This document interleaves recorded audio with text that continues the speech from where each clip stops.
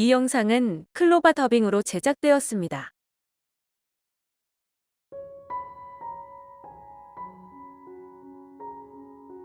이 사자의 인내를 아십니까? 저는 성경에 나오는 다니엘의 이야기를 상당히 좋아합니다. 제가 주일날 설교하면서 감사에 대한 주제를 이야기할 때 가장 많이 인용하는 설교 예화이기도 합니다.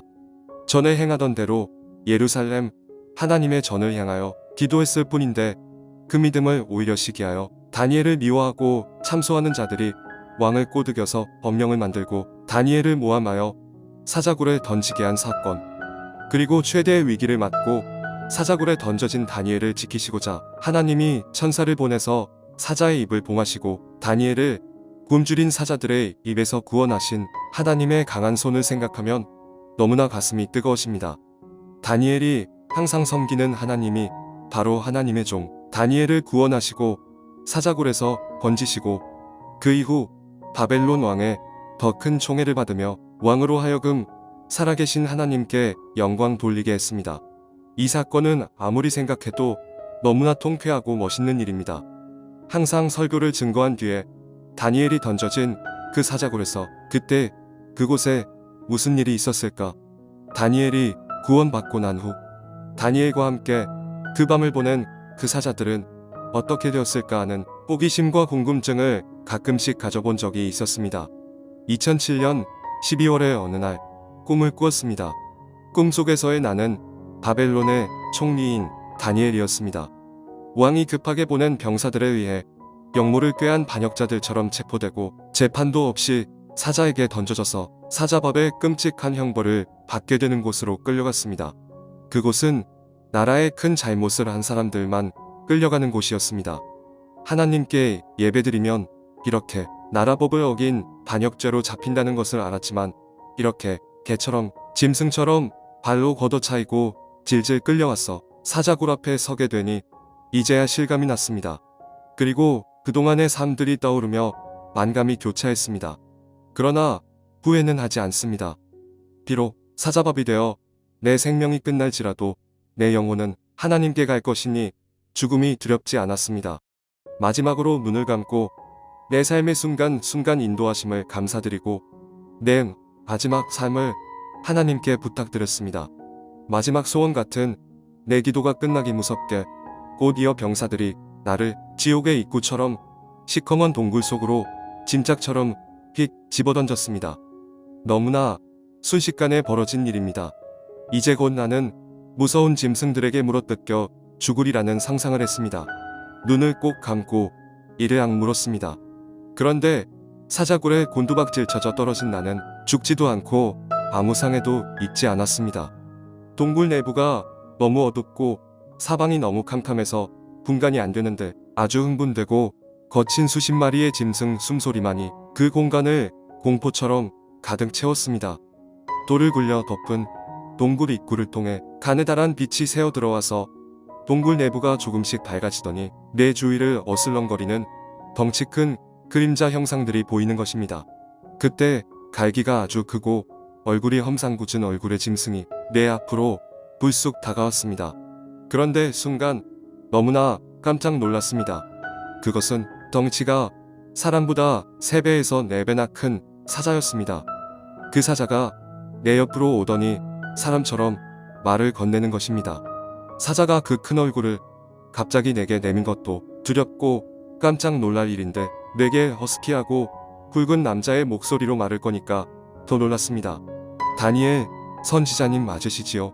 짐승이 말을 하기에 너무 놀라서 어찌된 일인가 하며 정신을 수습하고 얼떨떨해하며 대답했습니다. 맞습니다. 내가 다니엘입니다. 그때 그 사자가 이렇게 이야기했습니다. 다니엘님, 아무 걱정하지 마십시오. 내가 이 동굴의 우두머리 사자입니다. 이 동굴에는 총 33마리의 사자들이 있습니다. 당신을 절대로 건드리거나 해하지 말라고 신신당부하고 엄포를 놓았으니 감히 내 명령을 어기고 당신을 건드릴 어리석은 사자는 절대로 없을 것입니다. 사실 저도 열흘 넘게 굶주렸습니다. 그리고 내 부하 사자들도 다 굶주렸습니다. 이제나 저제나 뼈가죽만 남은 죄수일지라도 사람 먹이 던져줄 날만 고대하고 있었지요. 며칠 동안 우리 머리 위에 동굴 입구가 있는데 평상시하고 다르게 사람들 오고 가는 발자국 소리가 많이 들리고 부산하게 소리가 나는 것을 보니 누군가 나라의 큰 죄를 받아서 죽음의 형벌로 이곳 사자굴에 던져지는구나 했죠. 오랜만에 굶주린 배를 채우겠구나 싶어 입맛을 다시며 기다리고 있었습니다.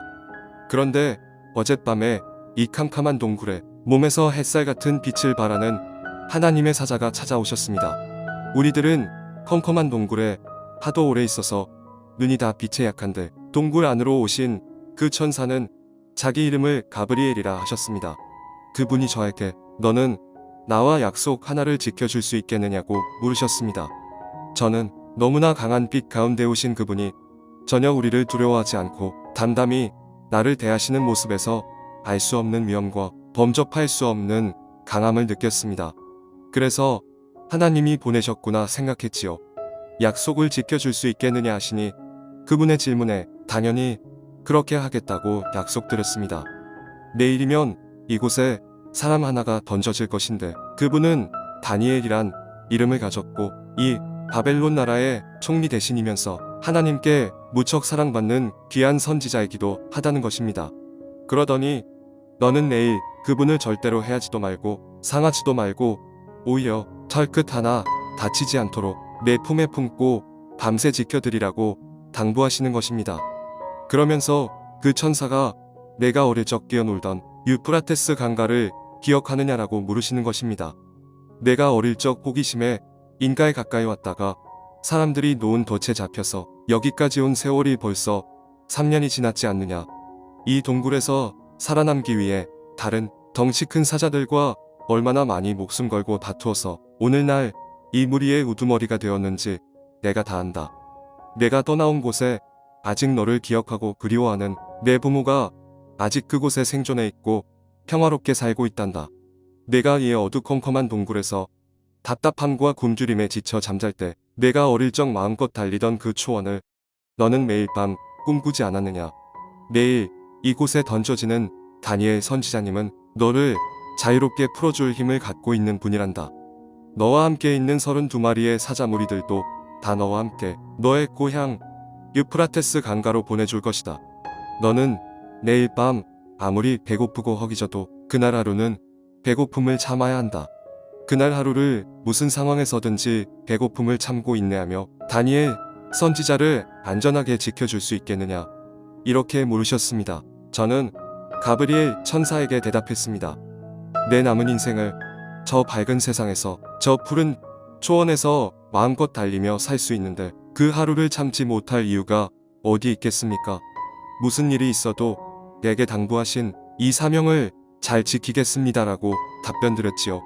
그러자 천사는 눈부신 빛에 사로잡혀 동굴을 떠나면서 마지막 당부를 하셨습니다.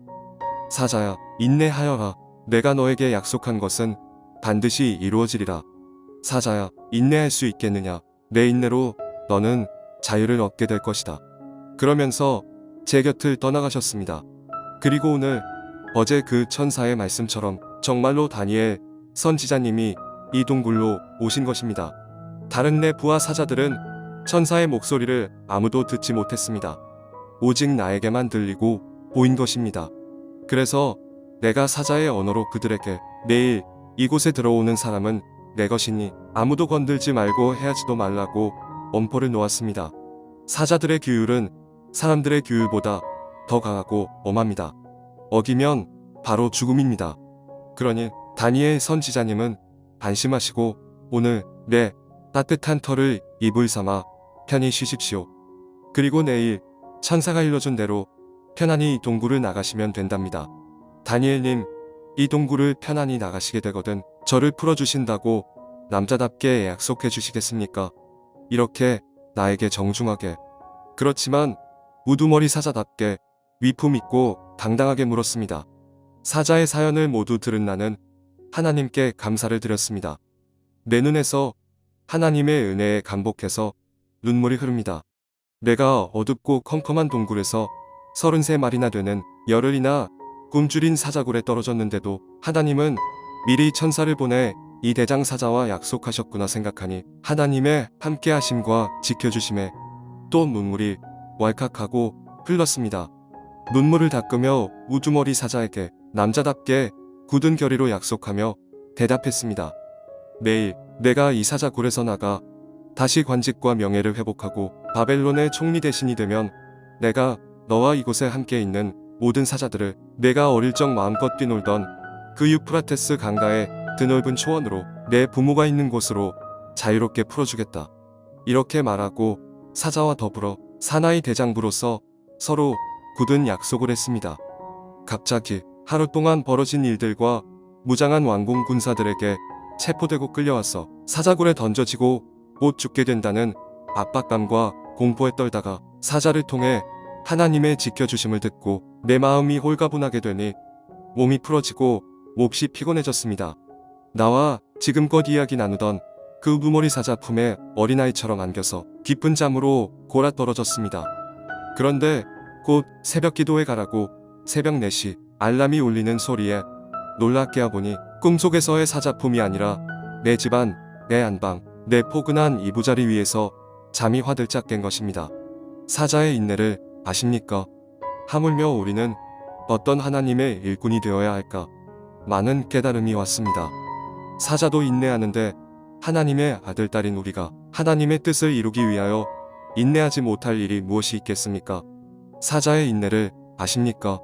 바로 여러분이 새로운 미래를 열어갈 다윗처럼 인내하는, 요셉처럼 인내하는, 갈렙처럼 인내하는 하나님 나라의 인내의 왕으로 세워질 영적 하나님의 큰 우두머리 사자들임을 굳게 믿으시기 바랍니다.